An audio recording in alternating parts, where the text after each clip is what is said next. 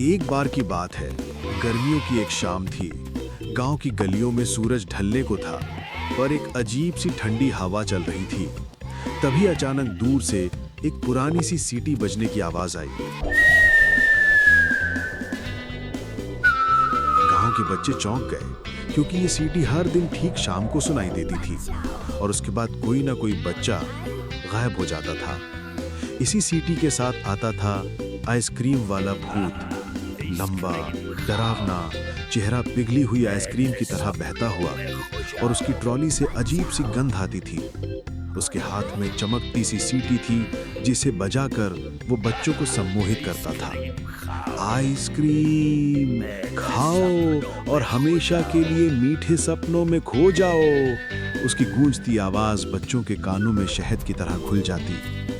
बच्चे खुद को रोक नहीं पाते। जैसे ही वे एक चम्मच आइसक्रीम खाते, उनकी आंखें नीली हो जाती, चेहरा सफेद पड़ जाता और वे धीरे धीरे हवा में उड़ते हुए भूत बन जाते। पर उस दिन चिंटू ने तय कर लिया था कि वो इस रहस्य से पर्दा उठाएगा।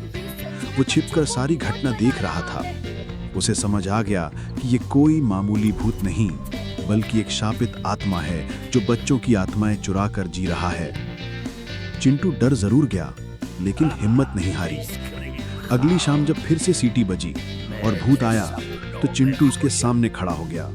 भूत गरजा, तू मेरी आइसक्रीम नहीं खाएगा बच्चा।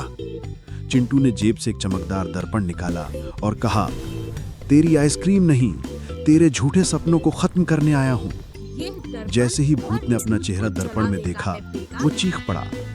उसकी शक्ल सड़ चुकी थी, आइसक्रीम उसकी आंखों से बह रही थी और उसके शरीर से धुआं निकलने लगा। नहीं नहीं, मेरे मीठे सपने कड़वे हो गए। दर्पण की रोशनी से उसकी ट्रॉली पिघल गई और उसके अंदर बंद बच्चों की आत्माएं आजाद हो गईं। भूत चलता हुआ हवा में गायब हो गया। सभी बच्चे वापस इंसान बन गए। अगली सुबह गांव के लोग बहुत खुश थे।